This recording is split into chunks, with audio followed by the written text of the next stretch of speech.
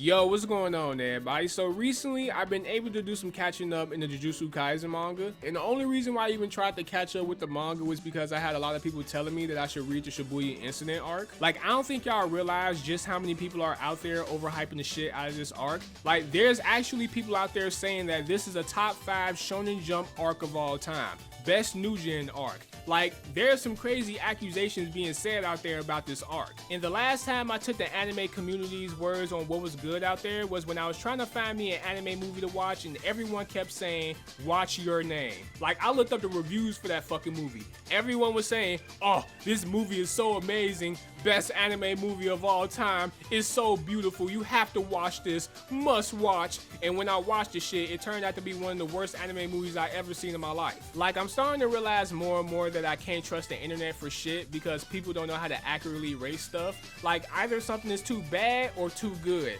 Or in today's world, everyone just says mid. Like, people say mid for every fucking thing. It doesn't matter what it is. It can be too bad or too good. People just say, oh no, it's mid. You had a 5-course meal from a 5-star restaurant, even though it tasted good as hell, it's mid. You got some limited edition Jordan 11s or 13s or whatever the fuck, oh no, they're just mid. Like, people just say shit because it's the popular thing to say and they want to fit in. And then every time you ask them, why is it mid, they all start their sentence off like this, oh, well, you know. It's like, bro, you don't know anything. But those were the kind of vibes I was getting when everyone kept recommending me the Shibuya arc in Jujutsu Kaisen.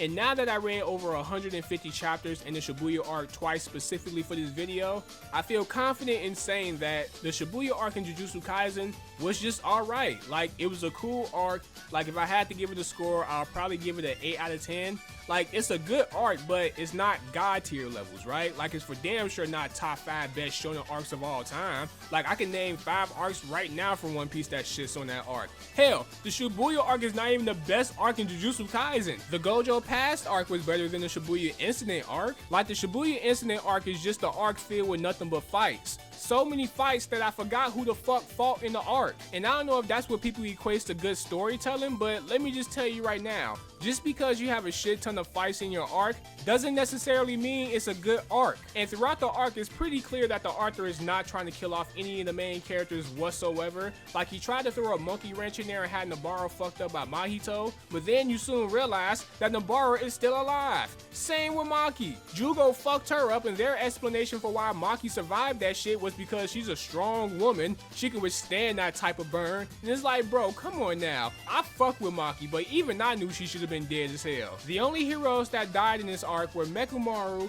Nanami, and several assistants throughout the whole city.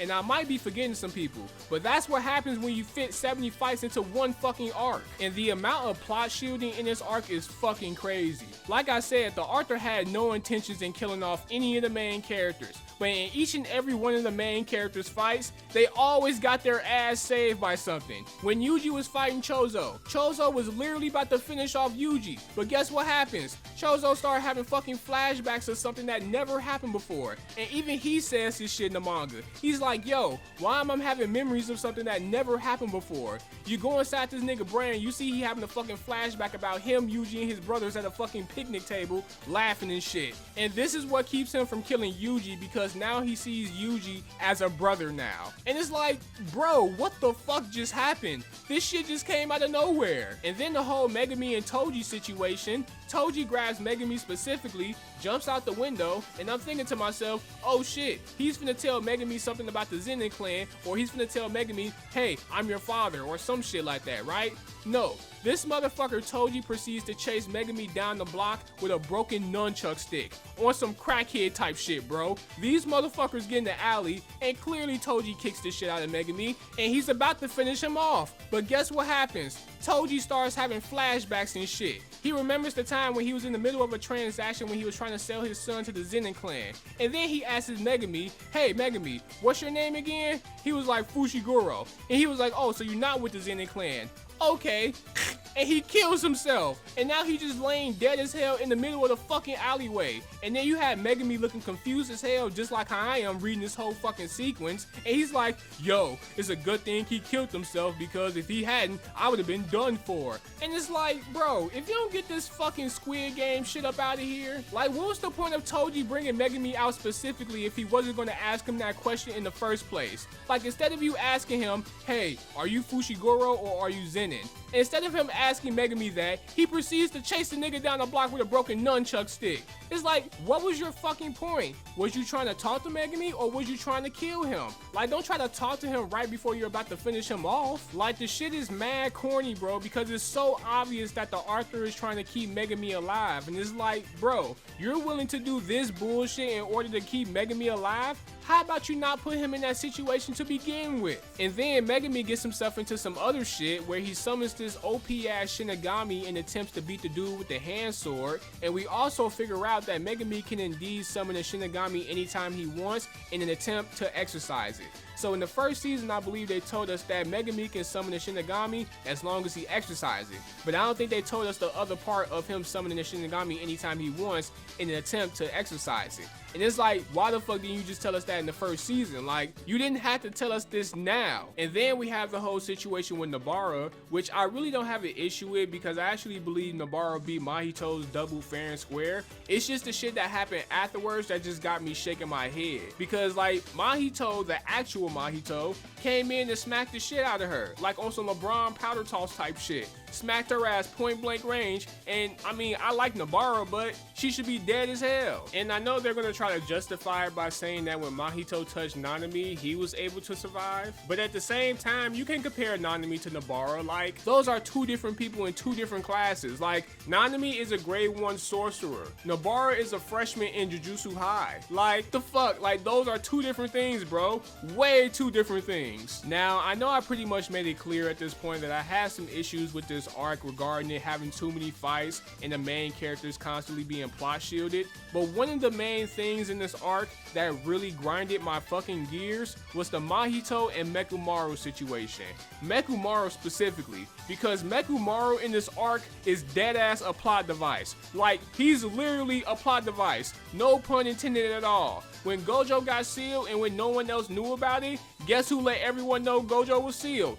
Fucking Mekumaru, after he was fucking dead from being killed by Mahito. But let me get into the Mahito versus Mekumaru fight, because I feel like that fight was some bullshit. Mekumaru won that fight fair and square. I'm sorry. And I'm tired of the author of Jujutsu Kaisen constantly saving Mahito's ass. I felt like Mahito should have died in the first season. The fact that he's still living really irks the shit out of me. I think Mahito is a bad and a very annoying character. Like, this character always wants to smoke, but he always gets his ass beat. And whenever he's on the verge of getting his ass beat, he just runs away. And it's like, bro, this character fucking sucks. His fight with Mekumaru. Mekumaru won that shit fair and square until the author of Jujutsu Kaisen made it to where Mahito pulled the curse technique out of his ass cheeks. Like, he did Mekumaru bogus as hell, bro. Like, is it really going to hurt you to have Mekumaru beat Mahito? Like, it's not like Mahito hasn't gotten his ass kicked already in season 1. Like, we can have Mekumaru kill off Mahito. Oh wait, that's right, we can't have that because we can't have side characters like Mekumaru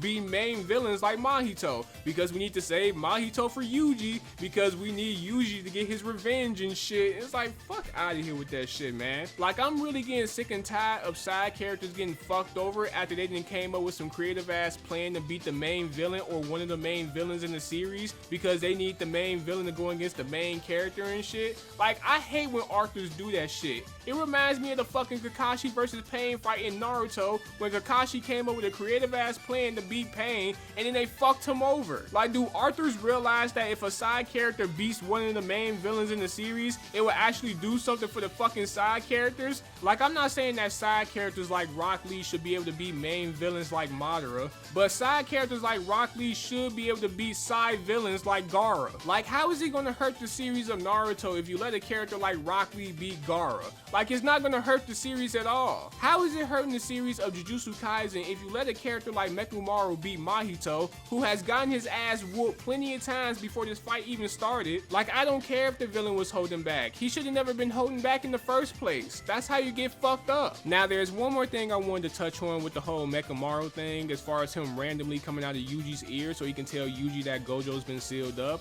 Like, I kind of seen that as bullshit, and I even went back a couple chapters just to see if I missed out on something, but apparently I didn't miss out on anything. Like, Mechamaru just dead ass came out of nowhere and started telling Yuji the plot. And the reason Mechamaru gave for why he was even there in the first place is so bullshit, because he says that he planned all this shit out and he pretty much knew Gojo was gonna be sealed, so therefore he placed 3 devices throughout the whole Shibuya train station. And it's like, bro, there's no way in hell you predicted all this shit. Like, this shit is too coincidental, because if it wasn't for Mechamaru showing up out of nowhere, then no one would have known that Gojo was in the process of being sealed. And granted, even though Gojo still ended up being sealed, Mechamaru's orders of telling everyone to go help Gojo led to the rest of the sequences in the Shibuya arc. Like, it was even at one point where Mechamaru was helping Yuji fight against Chozo, and he was telling Yuji how to fight against him, and I'm like, bro, can you please fuck off? Like, let Yuji figure this shit out on his own. Like, Mechamaru in this arc is that cheat code in a video game that literally tells you everything to do because you clearly don't know what the fuck you're doing yourself. Like, the shit was really tedious and annoying, and I just couldn't wait for Mechamaru to get the fuck out of this arc, because his whole purpose of being in this arc was to be a plot device.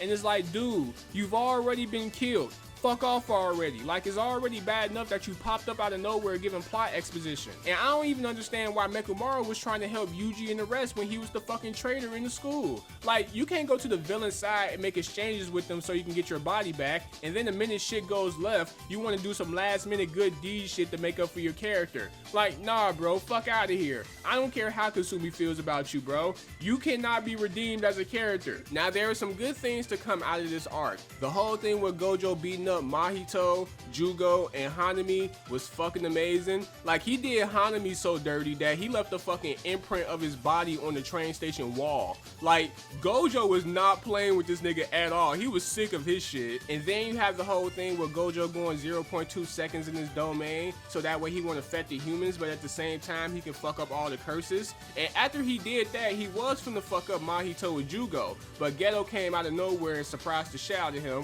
which led to Gojo getting captured by the prison cube. And I'm not mad at that at all, because in an arc like this, you can't have Gojo just running around doing shit. Like, you just seen what he did to Hanami, and we was about to see what he was finna do to Mahito and Jugo in that 0.2 second domain shit. Like, do we really need Gojo in this fucking arc? Like, Gojo staying in this arc would take out all the tension in the fucking arc, even though it's not really that much tension after he gets sealed, because all the characters, or at least the main characters, get plot shielded like a motherfucker. But just having Gojo there on top of the plot shielding would have just made this shit just too predictable. Another good moment in this arc was the Toji versus Dagon fight, and I don't know if anyone knows this. Well, of course y'all wouldn't know this because this is my first time actually covering Jujutsu Kaisen content, but Toji is one of my favorite characters in the whole series. Like, he's one of the only characters, if not one of the few characters, to actually beat Gojo, and he did the shit without cursed energy. Like, Toji has no cursed energy, so he's kind of like the Rock Lee of Jujutsu Kaisen almost. And every time he's in a scene or involved with something, besides the whole Megami situation, which was kind of fucked up by the Arthur,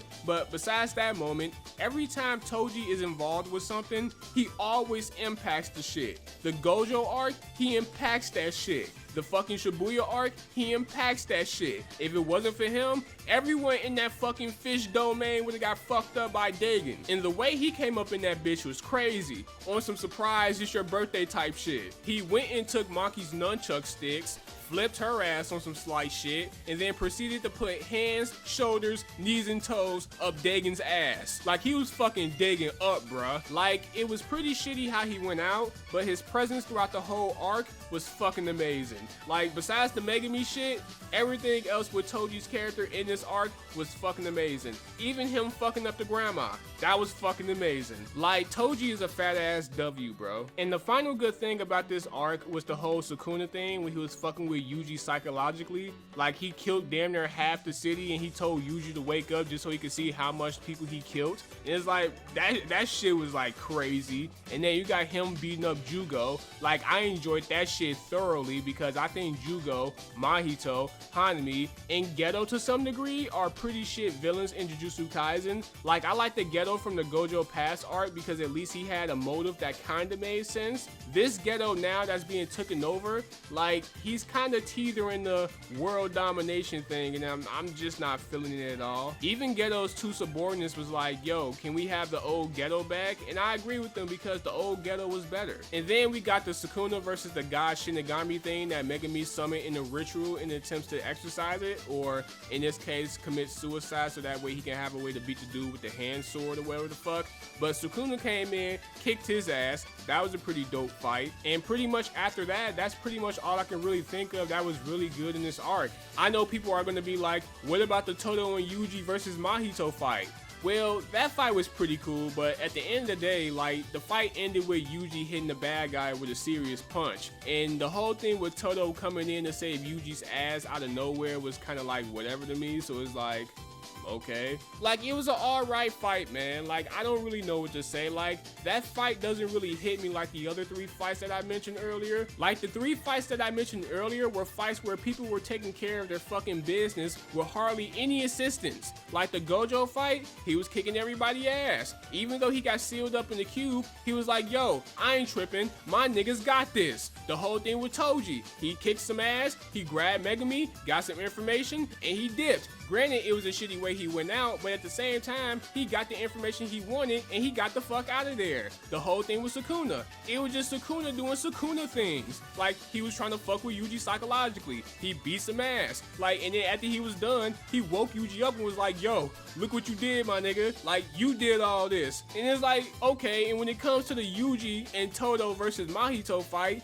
it feels more like, oh, yay, hey, Yuji, we need you to beat the main villain of the arc because you remember he fucked up Nobara and killed your best friend from season 1 and he killed Nanami. We need you to get your revenge. Oh, you getting your ass kicked too much? Hey, Todo, we need you to come from all the way over there to here now. I understand you wasn't established in the beginning of the arc, but we need you now, so get the fuck over here. And once he came over here, guess what? It really didn't help anything because it still led to Yuji spamming Black Flash 36 times in the fucking row, and it led to fucking Mahito doing 0.2 seconds in his domain because he saw Gojo doing 0.2 seconds in his domain, and now Mahito can do fucking Black Flash, and it's like, I don't really care about that shit at all. Like, that fight was just, it was cool. It was all right, man. It was cool. Overall, it was a pretty good arc, all right? Like I said, I gave it an 8 out of 10. It has some issues with all the fights and all the fake deaths and all the plot armor and shit like that. But it does have some good moments in this arc that would at least make it an 8 out of 10. Like, if someone was to come across this arc, they would easily say this is a top 5 shonen arc of all time because those people might just value fights a lot in anime. But unfortunately, that's not what determines a good arc or a good story for that matter. Also, I don't know if this plays a role in it or not, but maybe me reading this arc in one full sitting kind of took away some of the hype that I would have got if I was to read this arc on a week-to-week basis. Because I know it's a difference when you read something on a week-to-week basis versus reading it in one full sitting. Like, when you read something on a week-to-week basis, you're allowed to sit with that chapter and think about the shit that happened in it, which allows you to build up hype and anticipation, versus just reading something in one full sitting. I mean, you could just like read and go to the next chapter, and therefore it might not reach you the same way because you're not really sitting with the shit most of the time. Even though I read this arc twice and I still feel the same way after my second read, but it's just a possibility that I threw out there because I mean, I know that might be a thing that most people might use as an excuse for why I don't really see the arc the same way as other people do or the masses might do. But yeah, I mean, that's pretty much all I really have to say. If you guys enjoyed this video, like and subscribe. I very much appreciate it. It's your boy Trigger Senpai and I'm out, man. Peace.